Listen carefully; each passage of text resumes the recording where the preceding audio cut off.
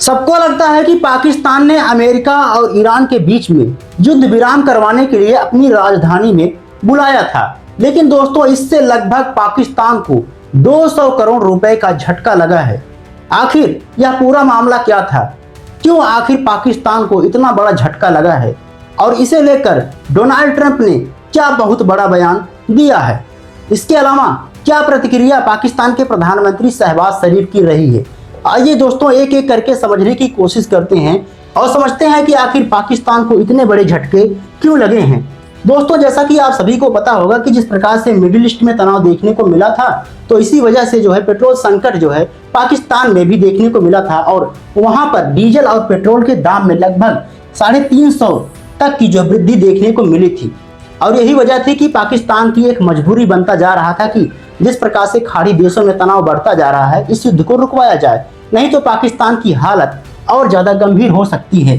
जैसा कि आप देख सकते हैं कि किस प्रकार से वहां पर पेट्रोल क्राइसिस देखने को मिल रहा है और पेट्रोल पंपों पर भीड़ जो है उमड़ता हुआ दिखाई दे रहा है। ऐसी कई सारी वजहें थी जिसके कारण जो है पाकिस्तान के लिए एक मजबूरी बन गया था युद्ध को रुकवाना, और जिसके लिए अमेरिका के उपराष्ट्रपति JD वेंस जो है पाकिस्तान की राजधानी इस्लामाबाद पहुंचते हैं और मीटिंग को रुकवाने के लिए उसमें हिस्सा लेते हैं।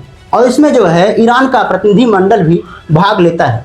और इतनी बड़ी मीटिंग को करवाने के लिए पाकिस्तान को बहुत ज़्यादा सुरक्षा व्यवस्था देनी पड़ती है, क्योंकि पहले से ही JD वेंस ने कह दिया था कि मुझे पाकिस्तान में सुरक्षा मिलेगी तभी जो है मैं इस मीटिंग में भाग लूंगा, क्योंकि मेरे ऊपर अटैक हो सकता है या फिर ईरान के कोई प्रतिनिधि पर उसको निशाना बनाया जा सकता है वहां पर पल रहे आतंकवादी संगठनों के द्वारा। और यही वजह थी कि पाकिस्तान को अपने यहाँ कई सारे कड़ी सुरक्षा व्यवस्था करना पड़ा था और वहां पर कई सारे बैरिकेड्स लगाए गए थे। इतना ही नहीं, आने जाने वाले लोगों को वहां पर निगरानी किया जा रहा था ताकि आतंकवादी घटना होने के चांस जो है पूरी तरीके से कम हो जाए। इसके अलावा अमेरिका के द्वारा जो F-15 विमान दिया गया था उसको जो है उतार दिया था वहां की आकाश में, मतलब आसमान में अमेरिका के द्वारा, मतलब पाकिस्तान की राजधानी इस्लामाबाद में ऐसे कई सारे फाइटर जेट वहां के आसमान में उड़ा दिए गए थे ताकि वहां पर बड़े पैमाने पर निगरानी रखी जा सके ताकि कोई अनहोनी ना हो जाए। इसके अलावा आप सभी को पता होगा कि किस प्रकार से पाकिस्तान की राजधानी इस्लामाबाद में 11 अप्रैल 2026 को मीटिंग हुई थी सीज फायर को लेकर। हालांकि यह मीटिंग जो है पूरी तरीके से एकदम असफल हो गया है और इसमें JD वेंस खाली हाथ अमेरिका वापस लौटे हैं। बहरहाल आइए समझते हैं कि आखिर एक्सपर्ट ऐसा क्यों दावा कर रहे हैं कि लगभग पाकिस्तान को इससे 200 करोड़ रुपए तक का नुकसान झेलना पड़ा है। जैसा कि दोस्तों आपको शायद पता होगा कि पाकिस्तान ने जिस होटल में जो मीटिंग करवाई थी उसमें काफी ज्यादा चार्ज आया था और वहां पर सुरक्षा व्यवस्था करने में बहुत ज्यादा रुपए जो है पाकिस्तान को खर्च करना पड़ा था। इसके अलावा आप सभी को पता होगा कि पाकिस्तान अभी भी कर्ज के जाल में जो है डूबा हुआ है और वहां की अर्थव्यवस्था बुरी तरीके से जो है चौपट हो गई है। इसके अलावा इस मीटिंग में लगभग अमेरिका की तरफ से 300 से ज्यादा लोग जो है हिस्सा लिए थे और ईरान की तरफ से लगभग 70 लोग आए थे इस्लामाबाद की राजधानी में मीटिंग करवाने के लिए, और इसमें पीछे से सपोर्ट चाइना का सबसे बड़ा माना जाता था। और यही वजह है कि लगभग इतने सारे आदमी को वहां पर सुरक्षा देने के लिए पाकिस्तान को बहुत बड़ी रकम चुकानी पड़ी थी। हालांकि यह डील पूरी तरीके से असफल हो चुका है, तो पाकिस्तान को इसमें सबसे बड़ी निराशा मिली है कि हम जो है इस सीज फायर को नहीं करवा पाए, इस मीटिंग को जो है सफलतापूर्वक लॉन्च नहीं कर पाए। बहरहाल आइए देखते हैं कि आखिर पाकिस्तान ने किस होटल में जो है मीटिंग करवाई थी। जैसा कि दोस्तों एक होटल है, इसका नाम है सेरेना होटल, और यह काफी ज्यादा लग्जरी होटल था और यही में सारा खर्चा आया था। और ऐसा कहा जा रहा है कि ये सभी व्यवस्थाएं करवाने के लिए, ऐसे सभी सदस्यों को इंतजाम करवाने के लिए जो है लगभग पाकिस्तान को 50 करोड़ से 200 करोड़ रुपए तक का जो है खर्चा हुआ था और पाकिस्तान को इसमें बहुत बुरी तरीके से नुकसान झेलना पड़ा था, क्योंकि यह मीटिंग जो है पूरी तरीके से असफल हो गया।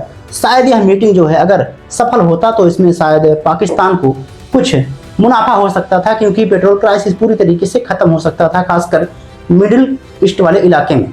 तो यहाँ से हॉर्मुज वाला इलाका खुल जाता तो पाकिस्तान को आसानी हो जाती तेल को प्राप्त करने में। बहरहाल आइए देखते हैं कि आखिर यह मीटिंग असफल क्यों हो गया। जैसा कि दोस्तों ईरान का यह मांग था, यह डिमांड था कि अमेरिका जिस प्रकार से इजराइल और सऊदी अरब को सपोर्ट कर रहा है, तो यह पूरी तरीके से गलत है। जो ईरान को घेराबंदी करने की कोशिश की जा रही है वह पूरी तरीके से खत्म होना चाहिए, तभी जो है हम इस डील पर साइन करेंगे, तभी जो है हम अमेरिका का कहना मानेंगे। इसके अलावा ऐसी कई सारे मांगे थी जो ईरान के द्वारा रखी गई थी अमेरिका के सामने। अमेरिका का कहना था कि जो हमने तेल बेचा है खासकर साउथ कोरिया को, तो हमारा पैसा जो है बैंकों में फ्रीज हो गया है, बैंकों में अटक गया है, उसको जो है अमेरिका वापस करवाए। खासकर कतर में जो पैसा पड़ा हुआ है लगभग $6 बिलियन का जो है पैसा अटका हुआ है, क्योंकि अमेरिका ने कई सारे कड़े प्रतिबंध लागू कर दिए थे ईरान के ऊपर कि कोई भी देश अगर ईरान से व्यापार करता है, अगर ईरान से तेल खरीदता है तो उस पर हम कड़े सारे प्रतिबंध लागू कर देंगे और उस पर भी टैरिफ लगा देंगे। और यही वजह थी कि कोई भी देश ईरान से व्यापार नहीं कर रहा था और इसकी वजह से ईरान को बड़े पैमाने पर नुकसान झेलना पड़ा था और उसकी अर्थव्यवस्था ठप पड़ गई थी। और यही वजह थी कि मीटिंग जो है कैंसिल करनी पड़ी थी। और इसमें पाकिस्तान को सबसे बड़ा जो है नुकसान झेलना पड़ा है, खासकर $200 करोड़ का। और इसमें लगभग पाकिस्तान को सबसे बड़ा नुकसान झेलना पड़ा है लगभग $200 करोड़ का। बाकी दोस्तों आपको क्या लगता है कि जिस प्रकार से मीटिंग सफल नहीं हो पाया, इसके पीछे पाकिस्तान का हाथ था या फिर अमेरिका ने इसे जानबूझकर मीटिंग को कैंसिल करवाया है? कमेंट बॉक्स में मेरा जरूर बताइएगा। मिलते हैं अगली वीडियो में, तब तक के लिए जय हिंद, जय भारत।